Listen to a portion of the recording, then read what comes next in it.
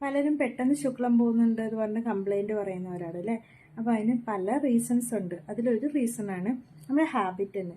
അതായത് പെട്ടെന്ന് ലൈംഗികബന്ധത്തിൽ ഏർപ്പെടുവാണെങ്കിൽ തന്നെ ആരെയും കാണും എന്താണ് അങ്ങനെയൊക്കെ ആ ലെവലിൽ പെട്ടെന്ന് ചെയ്ത് തീർക്കുന്നവരോ അല്ലെങ്കിൽ സ്വയംഭോഗം ചെയ്യുന്നവരോ പെട്ടെന്ന് തന്നെ സുഖം കിട്ടണം, പെട്ടെന്ന് എനിക്ക് സുഖം കിട്ടണം എന്നുള്ള ലെവലിൽ പെട്ടെന്ന് ചെയ്ത് തീർക്കുമ്പോൾ ആ ഒരു ടൈം ബ്രെയിനാണല്ലേ ഇതിൻ്റെ എല്ലാം പുറകെ കളിക്കുന്ന ആൾ അല്ലേ.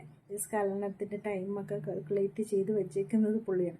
അപ്പോൾ ഈ ഒരു ടൈം ഫീഡാകുമ്പോൾ നെക്സ്റ്റ് ലൈംഗികതയിലോ അല്ലെങ്കിൽ സ്വയംഭോഗ സമയത്തോ ആ ഒരു കറക്റ്റ് ടൈമിൽ നിങ്ങൾക്ക് ശുക്ലം പുറത്തേക്ക് പോകും.